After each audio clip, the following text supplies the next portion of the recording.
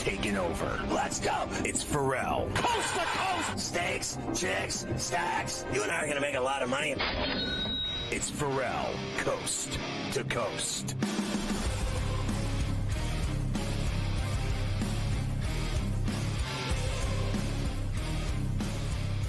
Hour 2 of C2C on a Thirsty Thursday. Make sure you get the SportsGrid app on iOS or Android in the Play Store, whatever. You can guarantee you're going to love it. It's free, and you can follow your favorite hosts like Carver High. You get everything on this thing, stories, highlights, videos, in-game odds, you name it. How about you can watch the network in HD right on your phone and listen to the network if you don't like looking at us. The SportsGrid app, it's smarter to be on SportsGrid. Also, you can watch SportsGrid on X.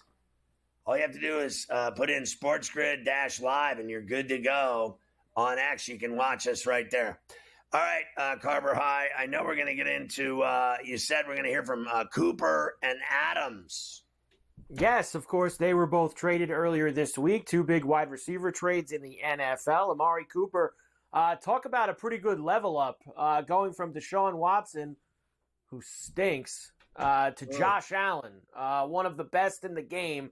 Cooper, very excited to be in Buffalo. As far as the way he plays, I mean, it's phenomenal. Every time I turn on the television and watch him play, you know, he plays with a lot of grit, a lot of hustle. He plays hard.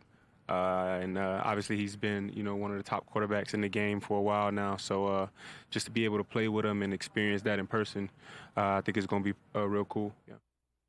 Yeah, obviously, now he's got a guy that can throw dimes to him. This guy's a breadbasket passer. He can hit anybody, anywhere, anytime. He's got a cannon. He runs the ball. He does it all. He's the ultimate teammate, leader. He's like taken over the Buffalo Bills the last few years. He's the whole franchise. And now he's got a guy that makes phenomenal catches out of nothing. Like this guy will steal one right out of your hands. He goes up and gets the junk. I mean, the guy pulls down passes. That's all there is to it. He's different than Diggs, in my opinion. Diggs was, I think, speedier, quicker, routes, this and that. Cooper's methodical in the way he goes out and runs his routes and comes up with the ball. He's a guy that'll come back for the ball. He's a guy that'll go up, steal the ball away from a corner or a safety. He's got incredible pry hands. Like, how is it that this guy always ends up with the football? Like, you know, passes that are mistake passes, he ends up with the ball. He's a pry guy. He'll pry it right out of your hands. He knows how to come away with the ball when it matters most. And I think Allen's got a real, true one weapon now with Cooper. And I don't think he had that. No, he did not. Bills are home this Sunday. They have the Tennessee Titans coming to town. Bills minus 8.5, 41.5. And here's another thing that kills with McDermott. Maybe he's playing possum. You know, the Jets were like immediate with it. Adams is playing on Sunday. And I know Adams and Rodgers have history, so it's probably a little bit easier for them to do that. Like McDermott's still like, well, you know, we're going to see how far along we can get him. Nonsense. He plays on Sunday. I don't want to hear that he doesn't. You put him out there and you say, just run the 4 verts. Just run out there and catch it. Josh is going to throw it. He better not sit on Sunday. I'll be very upset if that happens. Listen, there's no way that this guy is sitting on Sunday in Buffalo.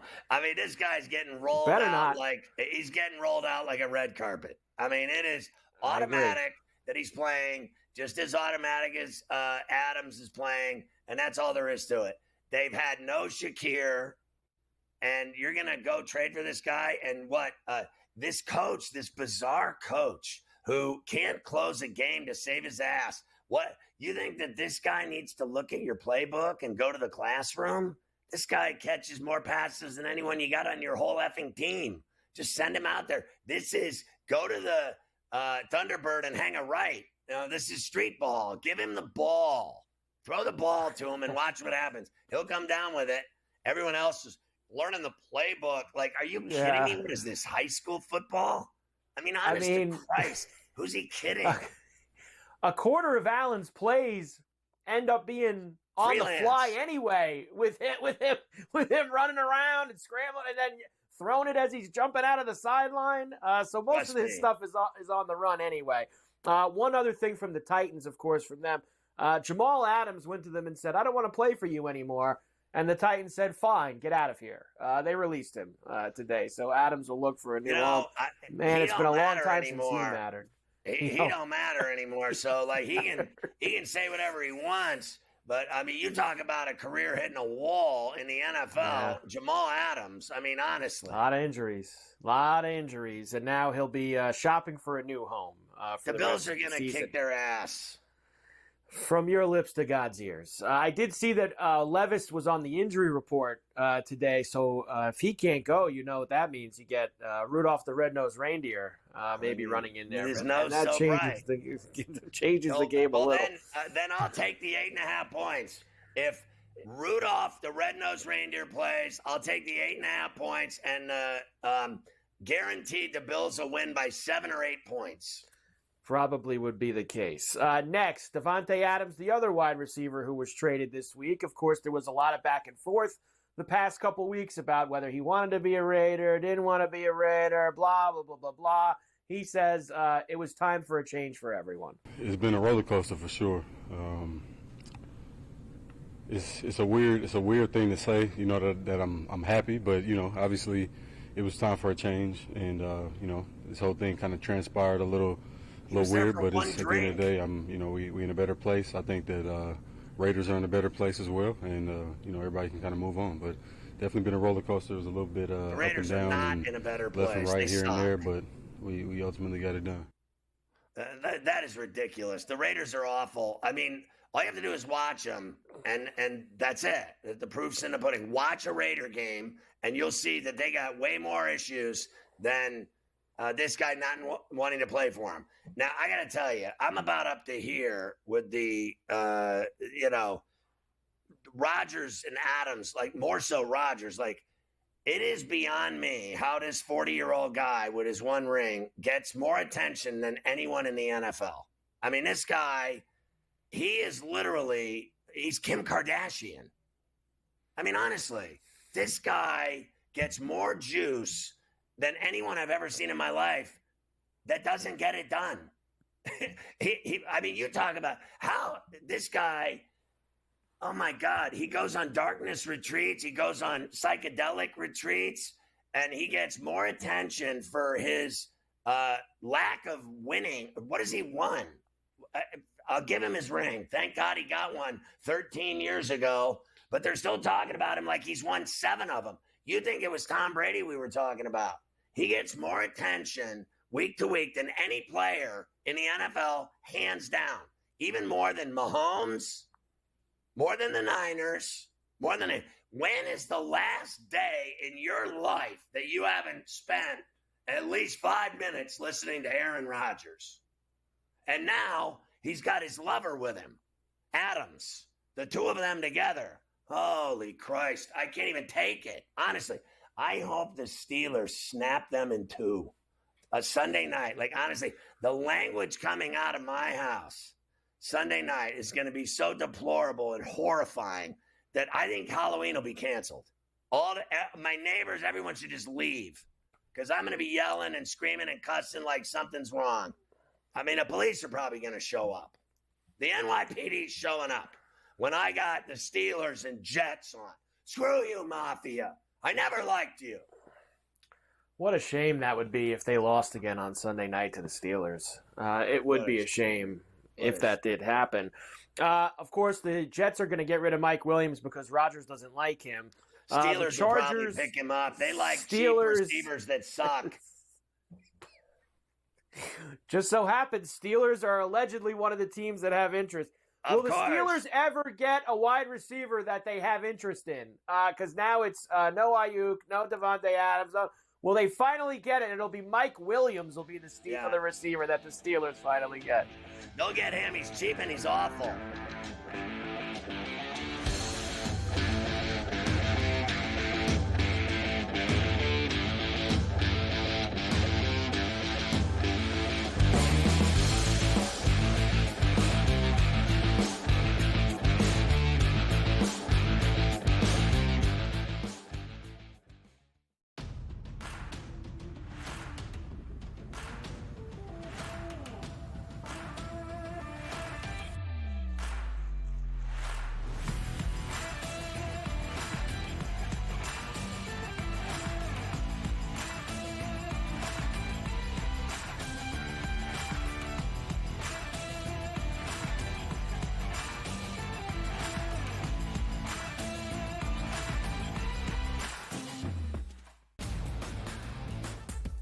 Guardians, despite being at home in the land, were a home underdog against Tarek Skubal. Enter Lane Thomas, maybe one of the under-the-radar trade deadline acquisitions being dealt from the Nationals. He was huge in the ALDS. A heavy favorite for the New York Yankees in the series. You're going to look to their best two ball players to be those MVPs. That's Juan Soto and it's Aaron Judge. The Early Line, only on SportsGrid.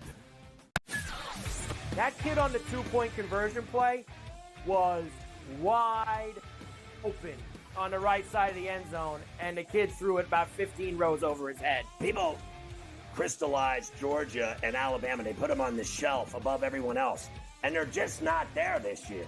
I thought the kid Beck was great on Saturday, but they barely beat Mississippi State, who is porous. Ferrall Coast to Coast, only on SportsGrid.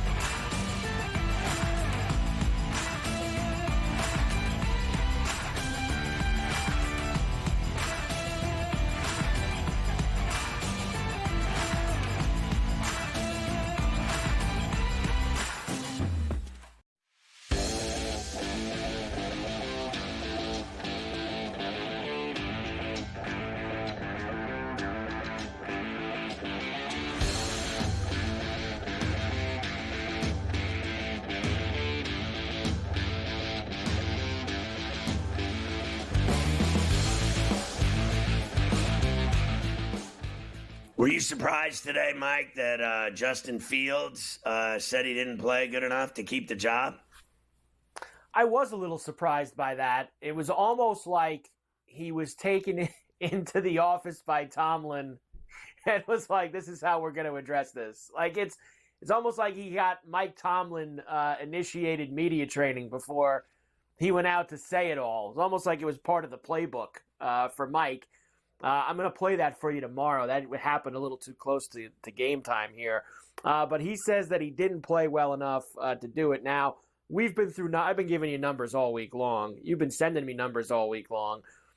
Fields has a higher pass rating than Mahomes, Love, Hurts, Stafford, Dak, Rodgers, Caleb Williams. 6 of those guys make $40 million or more a year.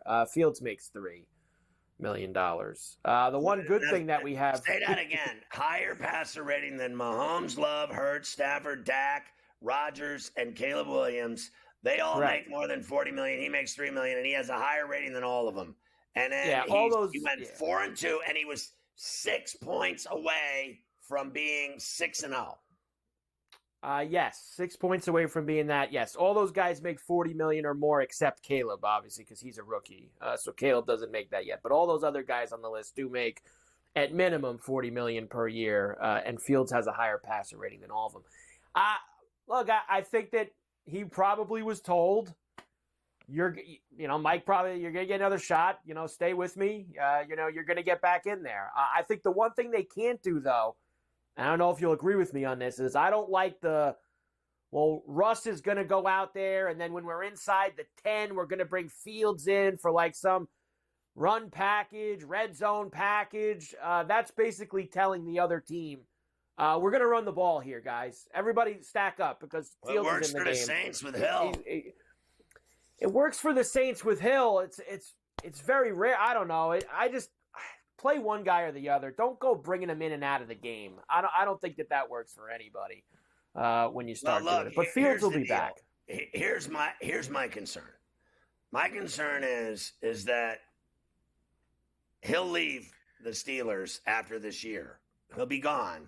So that'll be the end of him. Meanwhile, the other guy's old, and this guy's young and a possible franchise quarterback.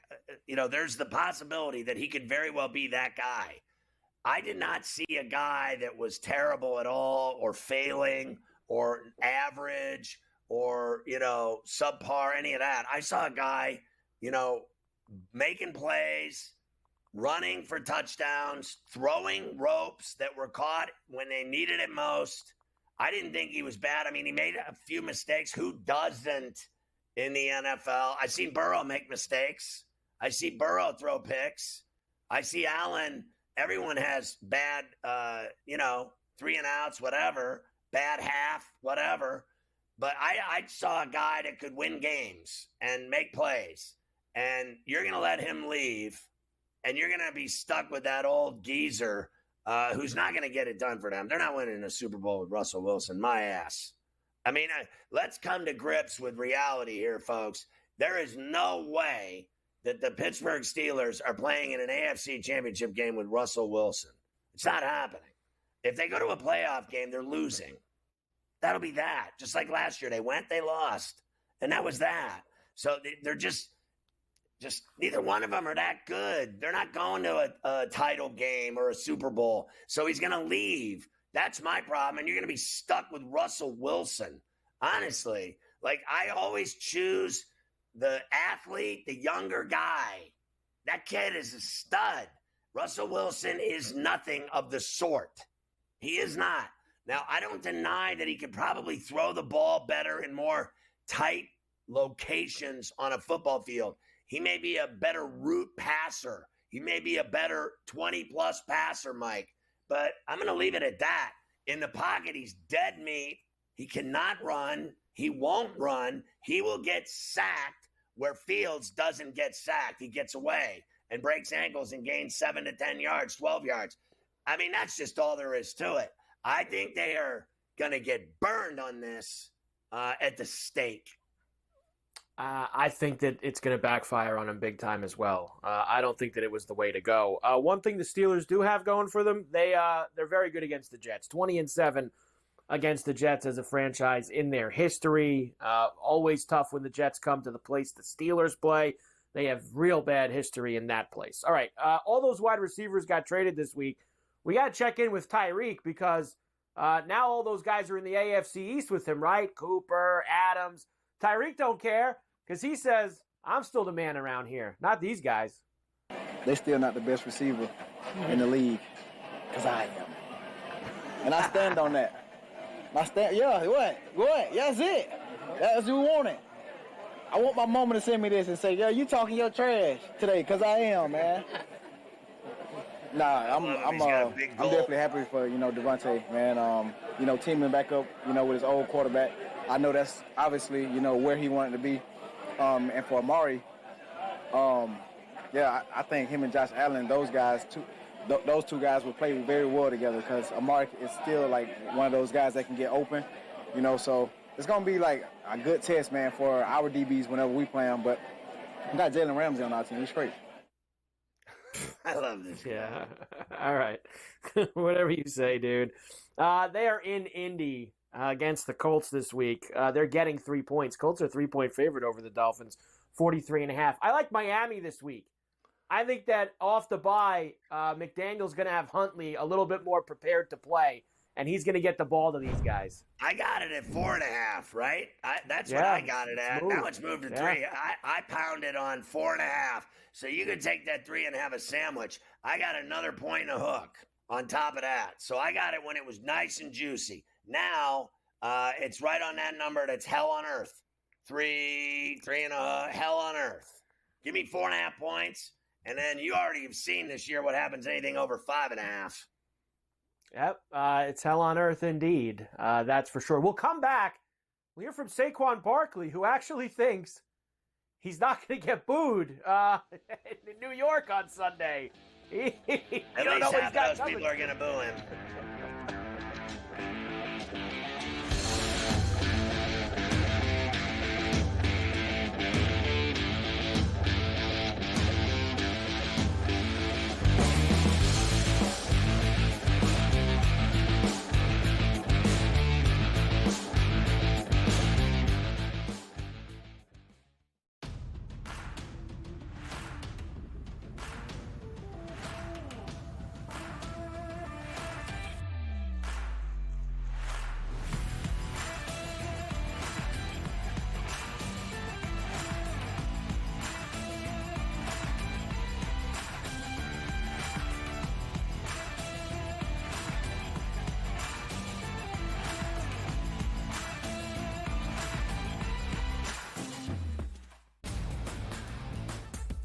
Guardians, despite being at home in the land, were a home underdog against Tarek Skubal. Enter Lane Thomas, maybe one of the under-the-radar trade deadline acquisitions being dealt from the Nationals. He was huge in the ALDS. A heavy favorite for the New York Yankees in the series. You're going to look to their best two ball players to be those MVPs. That's Juan Soto and it's Aaron Judge. The Early Line, only on SportsGrid.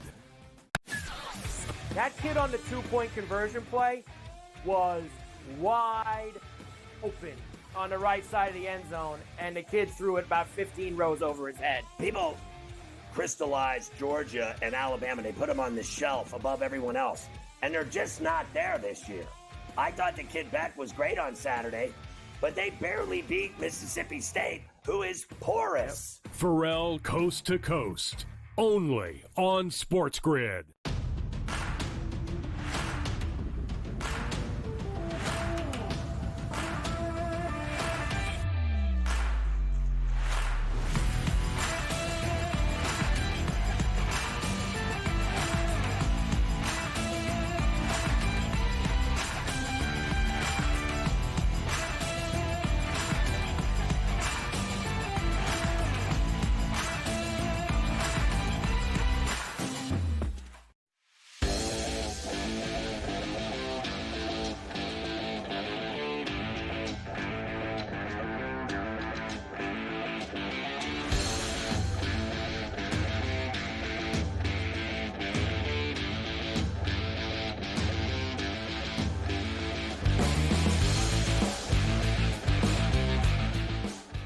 I mean, honestly, that's got to be spew news. That's got to be interrupting the program right now. You got to tell them what you just said to me. Yes, so this is from our boy Jeff Goodman, Goody. He says that Virginia Cavalier basketball head coach Tony Bennett is retiring.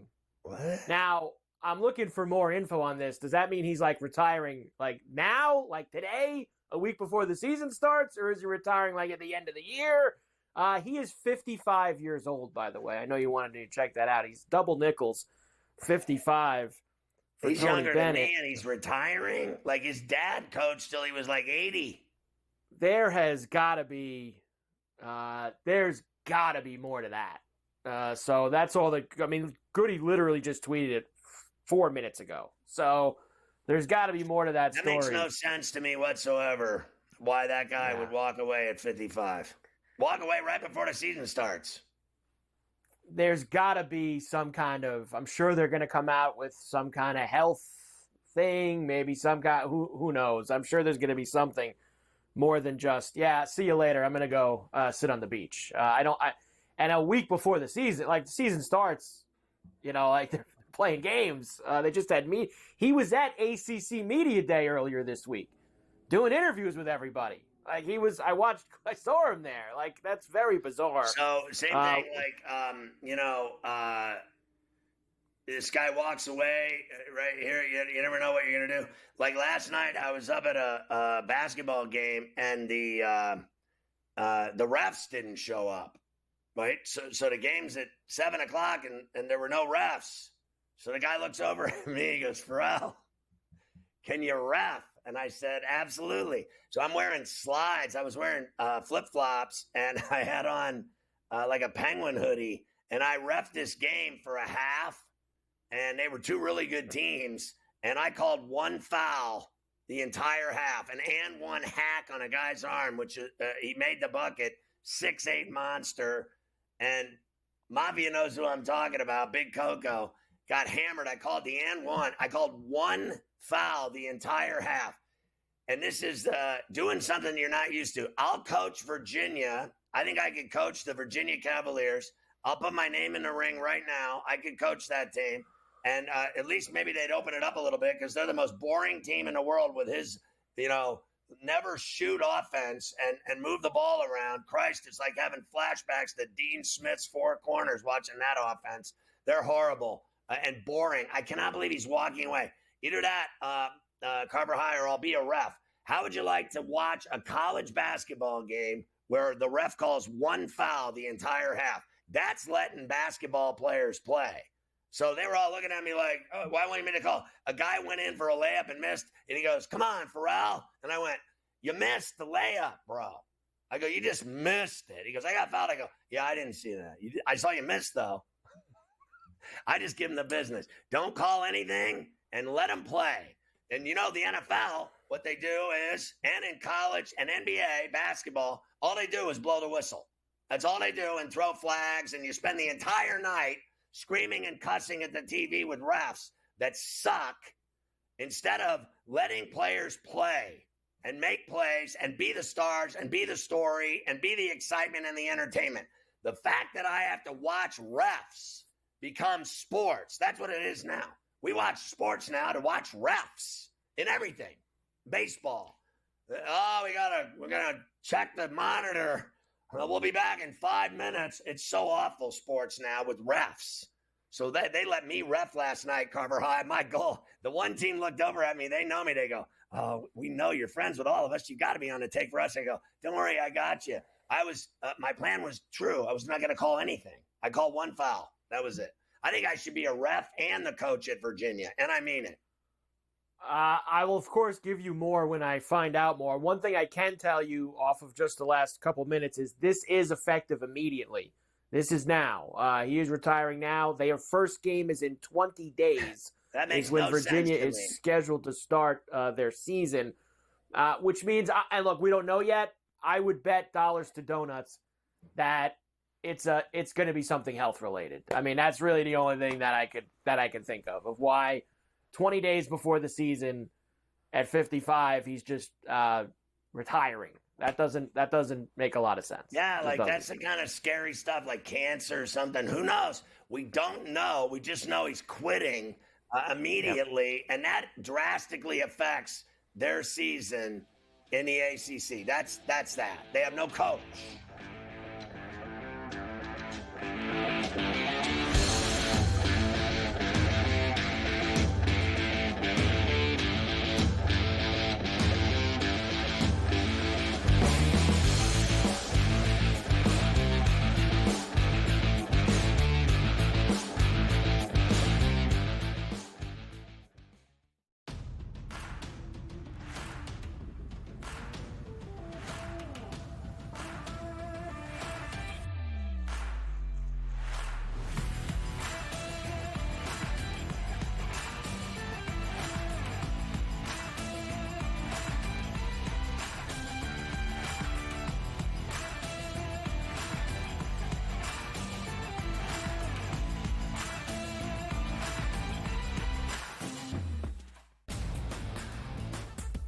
Guardians, despite being at home in the land, were a home underdog against Tarek Skubal. Enter Lane Thomas, maybe one of the under-the-radar trade deadline acquisitions being dealt from the Nationals. He was huge in the ALDS. A heavy favorite for the New York Yankees in the series. You're going to look to their best two ball players to be those MVPs. That's Juan Soto and it's Aaron Judge. The Early Line, only on SportsGrid.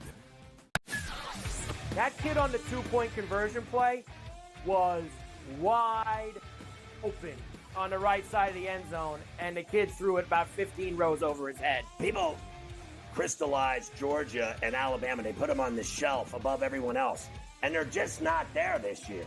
I thought the kid Beck was great on Saturday, but they barely beat Mississippi State, who is porous. Ferrall Coast to Coast, only on SportsGrid.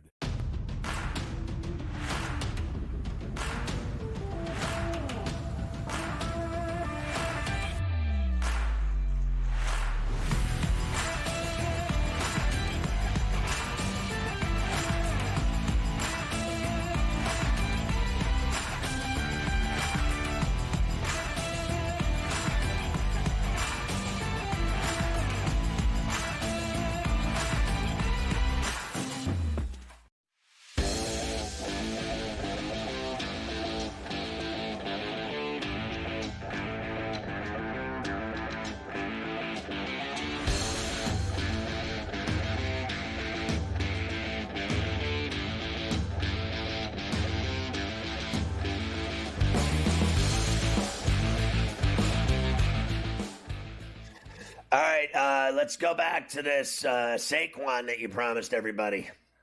I did promise you some Saquon Barkley stuff. Of course, he has the big return to MetLife coming up on Sunday. Eagles visiting the Giants, his first visit back since signing with their hated rival in the offseason. Believe it or not, Barkley, I don't know if he's kidding or not, says he doesn't think or doesn't expect to be booed by the Giant faithful.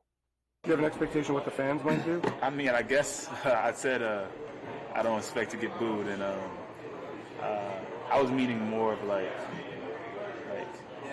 it's the game is this rivalry is so much bigger than what happened in the offseason between me and the Giants or Hard Knocks. Like, this has been going on for a very long time. So I've been on the other side, and I know how Giants fans feel. So I don't know what the environment is going to be like, but I'm excited. As a player, as a competitor, you kind of welcome those environments and those moments. So wherever it is, hopefully it gives me a little extra juice, and I can go out there and perform like my team. Yeah, my guess is that he's going to go off in that game against the Giants. That's exactly what he wants. I would say that that's probably the case. I would say that there's probably, because Sirianni don't like the Giants either, I would bet that there's going to be a purpose for him to find the end zone, maybe not even once, but I'd say twice even. Like, I think that's a good Sunday, like, two-tutty bet. The number's probably going to be stupid compared to what it usually is, but I think that Barkley's going to absolutely be looking to dig in on Sunday against the G-Men, Big Blue. Eagles are 3-point road favorites with a 43.5 total. The number, I felt like they should be more, honestly. Like, the Giants aren't going to have Thomas. Now, it sounds like they're going to get Neighbors back, but not having him on that offensive line. Lawrence is banged up. Burns is banged up on defense. I feel like that number's kind of short, honestly. Well, I think it's short because the Eagles have been playing just ugly football. I mean, they could barely shed the Browns, and they beat them by 4. So I'm not surprised it's 3 at all because they have looked like a team that can barely beat anybody. That's all there is to it. And they have Brown, Smith, Barkley, Hurts. They have all this talent, and they can't shed anybody. It's unbelievable to me. That's why the number is where it is. And I think the number is at 3 because the Giants are getting Neighbors back. And when they got that guy on the field, Jones actually has the ability to hook up with this guy and make it a game.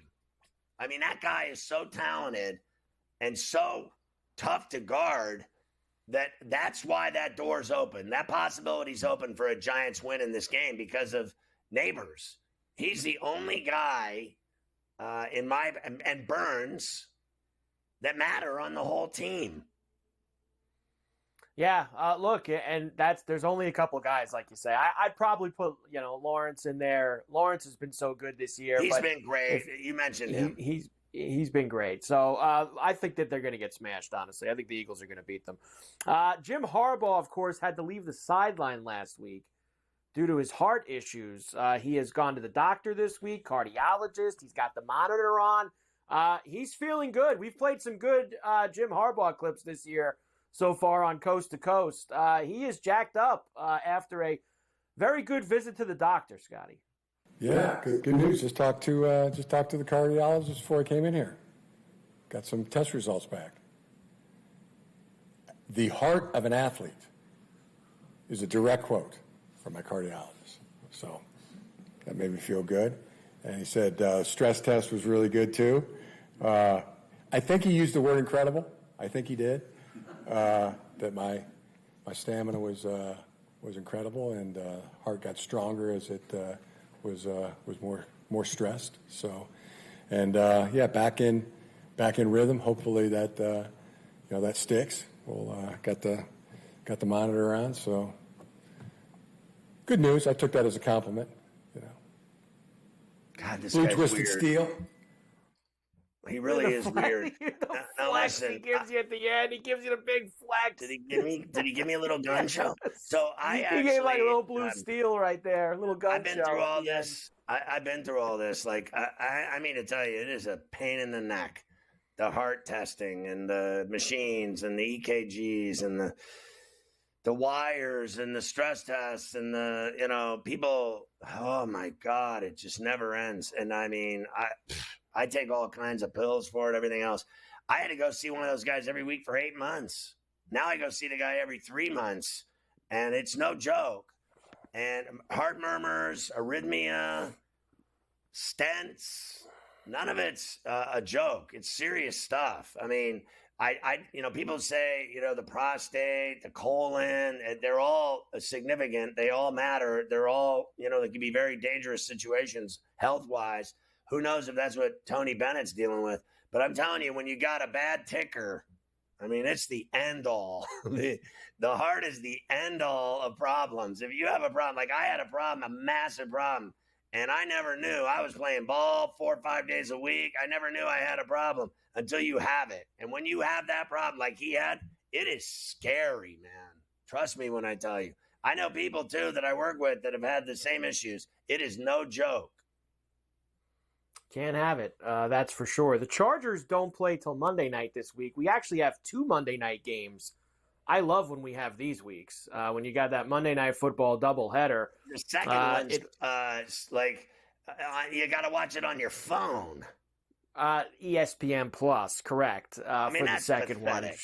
one. Chargers and Cardinals is watch it on my phone all night? Well, I mean, bad idea. That's just a the bad apps on the idea. TV. I mean, you can put the apps on the TV. I watch that when I'm on the road or in a plane or something. Like, I'm going to sit at home and watch the game on my phone. You got ways to sync it up there. You can get it on the telly. Minus 2.5. Sophistication. Minus 2.5 for the Chargers. They're road favorites in Arizona at the Toaster against the Cardinals with a 43.5. The other Monday night game, very good, is Ravens-Bucks, which is the game that everyone will see on regular ESPN. Ravens-Bucks, and is that game in Raymond James or is it at the Charm City? Raymond James? Raymond James, yeah. And Ravens are minus 3.5 road favorites. Lots of road favorites again this week.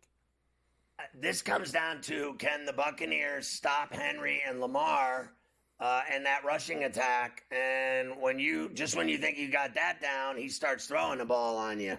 So, but I know this, Baker Mayfield's going to do his thing. That's going to be a high-scoring, crazy football game. That's all there is to it. I would bet that as well. 49.5 right now is where that total is for Monday night. All right, couple of other things. Cooper Kupp trending in the right direction to play this week against the Raiders. Of course, he's been out since week 1. That would help them out a lot. C.J. Stroud leads all quarterbacks in passing yards per game since the start of last season. Jordan Love leads all quarterbacks in passing touchdowns since the start of last season. They will face off at Lambeau this week. And look what the Packers are wearing. They're wearing that clean, all white. Look, even the white helmet for you this week. And they're 2.5-point favorites over the Texans for this game on Sunday. Yeah, look, I think the Texans are a really good team. And I just know that what I see, regularly now is that the Packers don't lose at Lambeau. So, I'm willing to lean Green Bay here. They find a way. They find a way to win in Green Bay. That's just all there is to it. I think they have a shot to win that game against a team that might very well be better than them. I think the Texans are legit. They were legit last year. They're legit again. And Love is starting to find his game again. And I think that Green Bay is going to give him problems. I think so as well. I like the Packers on Sunday. We'll come back and let's start to get into the baseball because we are about 20 minutes away. Yankees in Cleveland for game number 3 of the ALCS. We got the Mets and the Dodgers tonight. Lots of baseball. I'm chewing my nail.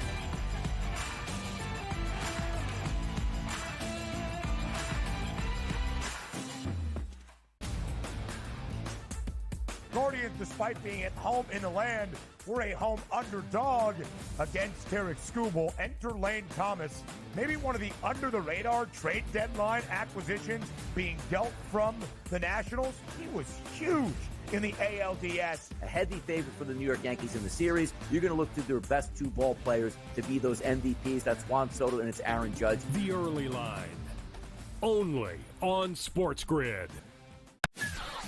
That kid on the two-point conversion play was wide open on the right side of the end zone, and the kid threw it about 15 rows over his head. People crystallized Georgia and Alabama. They put them on the shelf above everyone else, and they're just not there this year. I thought the kid Beck was great on Saturday, but they barely beat Mississippi State, who is porous. Ferrall Coast to Coast, only on SportsGrid.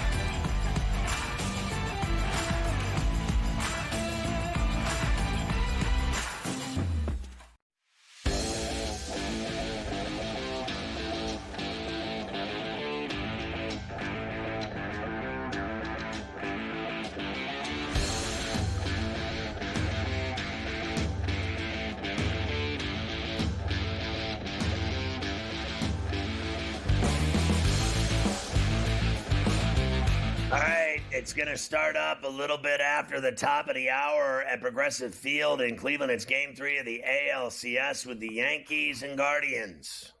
It certainly is. Why don't we get started by hearing a couple from Yankee manager Aaron Boone from just a little while ago. First off, Yankees up 2-0.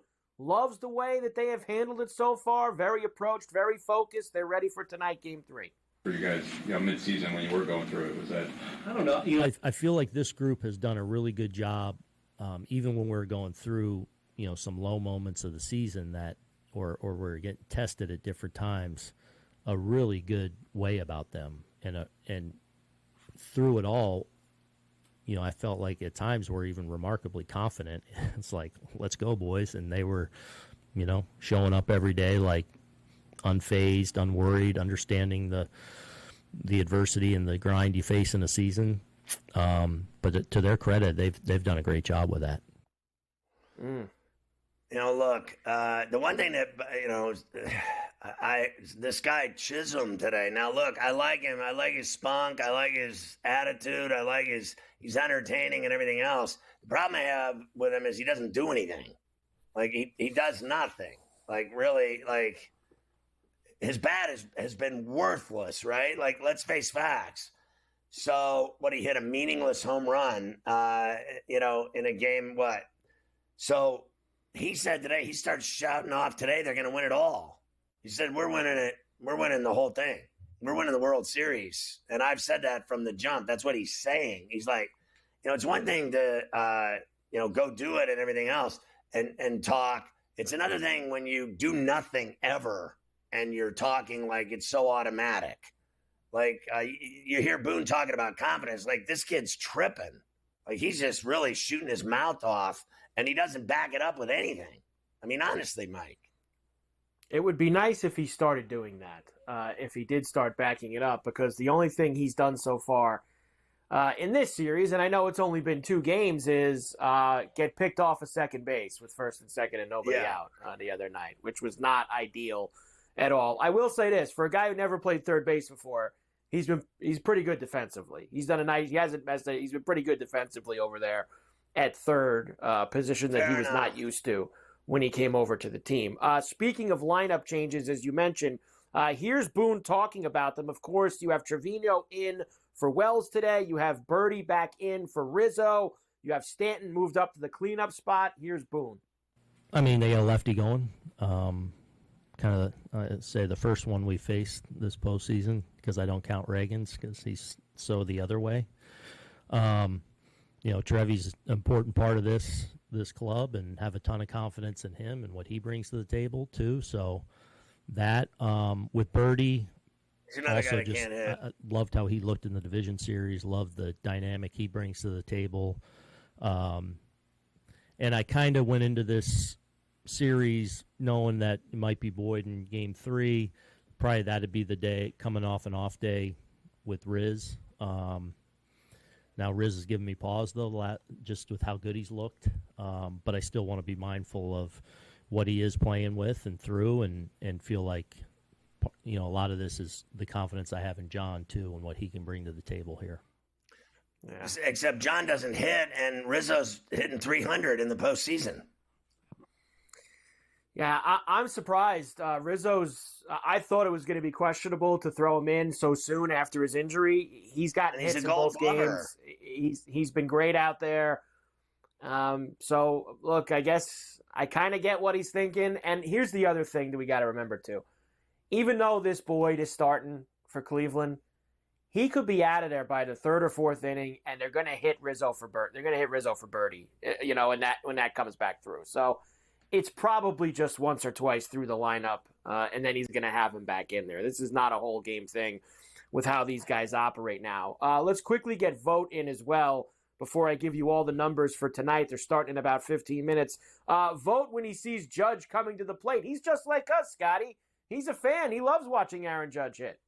Should heart rate go up when number 99 steps in the box for them? Yeah, I like watching him hit. I'm a baseball fan too. And anytime you're facing this lineup, and especially Soto and Judge come up there, you have to make pitches. And you got to be careful with him. Obviously, Hunter makes a pretty good pitch there. I mean, how many guys are going to hit that thing 414 feet? Probably one. That was a great swing on a very good pitch, and it's good baseball. And unfortunately, it went against us. But I'll take Hunter's fastball against any hitter in the league, and Judge put a good swing on one last night. It was 111 miles an hour off of his bat. It was hit pretty good. There's no question about that. I wondered at first, is it going to have enough, just because it was going to the dead center part of the ballpark. But you heard Judge yesterday. The Ghost dragged it out there. The Ghost gave it a little push out in Monument Park. Of course, the Ghosts are always there. Clark Schmidt and Matthew Boyd is who will start this game tonight for these two.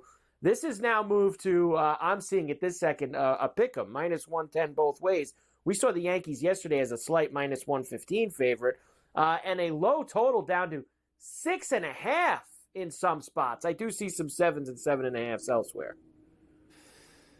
Listen, I want this guy, Clark Schmidt, to throw nasty this evening and to go 5+ innings.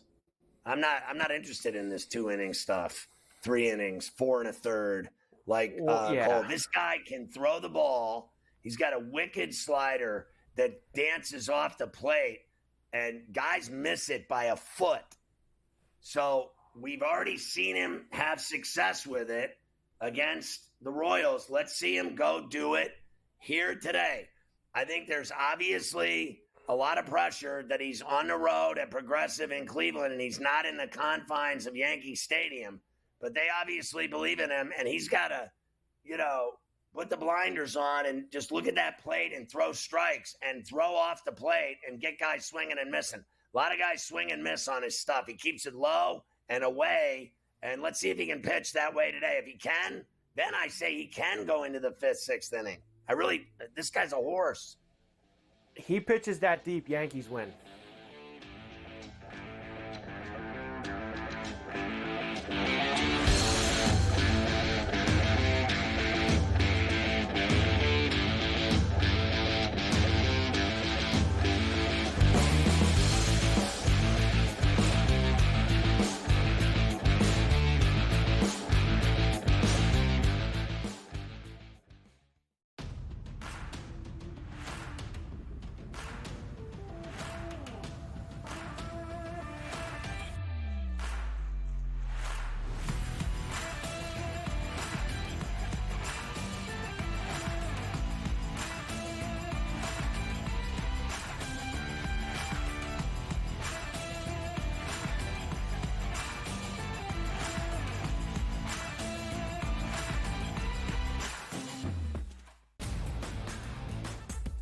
Guardians, despite being at home in the land, were a home underdog against Tarek Skubal. Enter Lane Thomas, maybe one of the under-the-radar trade deadline acquisitions being dealt from the Nationals. He was huge in the ALDS. A heavy favorite for the New York Yankees in the series. You're going to look to their best two ball players to be those MVPs. That's Juan Soto and it's Aaron Judge. The Early Line, only on SportsGrid.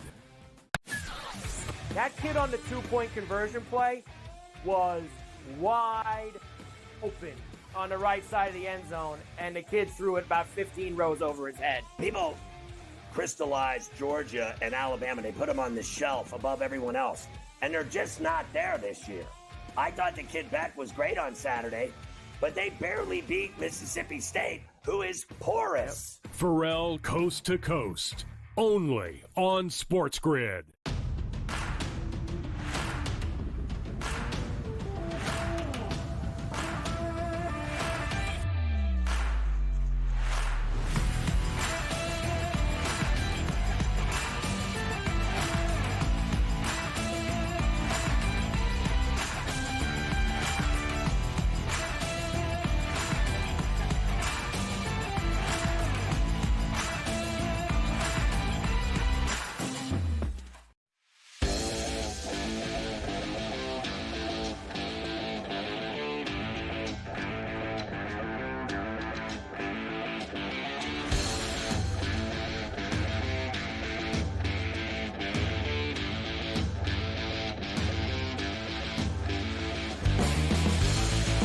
Pressure in the world's on the Mets tonight at Citi Field, Mike.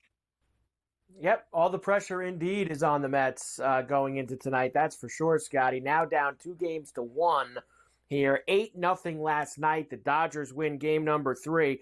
Dodgers got 2 in the second off of Severino. The 2-0 lead carried all the way into the top of the 6th. Very long at bat that Kik Hernandez had, and it ended, unfortunately for the Mets, in a very bad way on Fox. Hits a drive, left field. Nimmo's going back. He's on the track. He's at the wall. It is gone. Kik Hernandez again. Unbelievable. And then he was like mocking the crowd, waving to him and everything else. So that was it. When it was 4, it was over. Amazingly, and this happens every October, right? There's certain guys that, for whatever reason, they become like so much more than they regularly are in the playoffs. Kik Hernandez has the 4th highest OPS in playoff history on the road. Gehrig, Ruth, Beltran, Kik Hernandez. He has one more postseason home run than Aaron Judge in just about the same amount of at-bats. He's got 15 postseason homers. Like, there's just something about October with this guy. It's amazing. He could be a hack all year, and then he shows up in October, and he just gets it done. Dave Roberts thought that his at-bat changed the game last night as well. We found a way to get lucky and score a couple runs early in that second inning. But for Kik to have that at-bat, 8, 9 pitch at-bat, get a ball up in the zone and hit a homer, that was huge. That was enormous. I thought it gave, Walker a little breathing room. I thought it allowed for me to use the pen, and then it allowed, guys like Shohei to kind of catch a breath and extend the lead. And obviously Max had a huge game, continues to get on base, gets big hits. But the Kik homer, biggest hit of the game. Yeah, without a doubt. And you already gave the numbers. They're staggering. The guy never matters. And then in the playoffs, in the postseason, in a championship series, he does what he does. And that's why they keep him. That's why you've seen them move all these players, and that guy's still a Dodger because they know what he does in October. Amazing, it really is. And he has moved up the lineup today. I'll give you that after we hear from Mendoza. Of course, the Met bats, they had guys on base all night. They just couldn't get that hit to bust things open. Mendoza does expect that his hitters will bounce back tonight. Well, we're facing Yamamoto, as far as I know, right? I think they announced it. And when you look at his numbers, his split, it is pretty much reverse. He's been a lot better against lefties. So I would anticipate our righties to be in the lineup tomorrow. So those are guys that are in there got us to this point, and I'm pretty confident that they'll come true, and yeah, you're playing playoff, and when you're facing a pitching staff like that, it's gonna be hard at times. We're creating traffic, I like the fact that, we're getting guys on base, just haven't been able to come up with a big hit. But I continue to take my chances with our guys here, and as long as we continue to create traffic, somebody's gonna come up and get the big one for us. I'll give you this. Game 1, they got smoked, and then Game 2, they came out swinging, and they scored 6 runs before you could spit. So they better get that formula going again tonight because, same thing. It's all on the line tonight. They have to score. They cannot leave that many guys on base. Not only score, they got to win. And they're going up against a tough customer that can pitch. So they got their hands full tonight. I don't know how they're going to do it, to be honest with you, against this guy. And they got to get him out. They got to get him out of the game. They cannot let that guy come out and dominate for 4 or 5 innings or they're dead. They certainly are. Dodgers will not have Freddie Freeman in the lineup tonight. They have Edman hitting cleanup with Kik Hernandez hitting 5th. They dropped Muncy down to 6. They really have quite a different lineup going tonight. Taylor's in there. Paz is in there. There's no Lux either. With Yamamoto, they are minus 135 on the road. Mets are plus $1.15 with a 7.5 total here later tonight, 8 o'clock East. I mean, let's face facts. Kike and Muncy and Ohtani have given him a 2-1 lead. Muncy back-to-back games with homers. Kike wins it last night. That 2-run homer won the game. Not Ohtani's 3-run garbage time home run into the upper deck. The game was decided on that 2-run homer. It went up 4-zip. The game was over.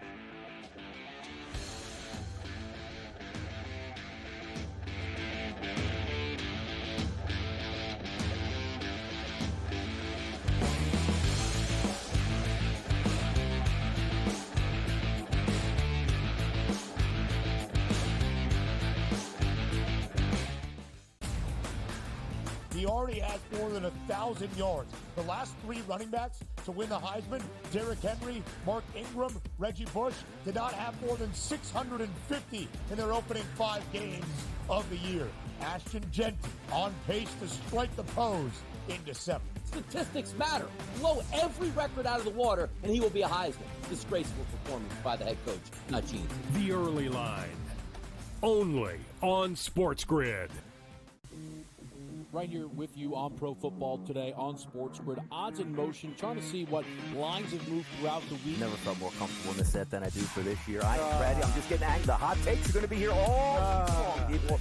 What in the world is going on in Miami, Dom? It's not particularly anything to shy away from just because many people are on top of it. Hot take. I think this line is asking you once again to take New Orleans. Pro Football Today, only on SportsGrid. I do a sliding DiVincenzo to the 1. Obviously, Terrence Jennings Jr., that is actually dynamic offensively and defensively. So we'll see how it works. I think it's a little bit of a work in progress. Do both teams win? Yes. I don't think at the end of the day, Minnesota could have afforded to keep Cat, Rudy, and Ant with that amount of money. Betting above the rim, only on SportsGrid. I do think they come back, and I think they win this game, but they've got to do it decisively. I think they've got to get that confidence back because they went out there, and like I said earlier, Kentucky almost beat Georgia. Kentucky almost did beat Ole Miss, and I think what you're going to see in this conference, if you don't play well and you're a top 10 team in the SEC, you're going to get knocked out by one of those top 25 teams in the SEC if you're not ready to play. Powered by SportsGrid.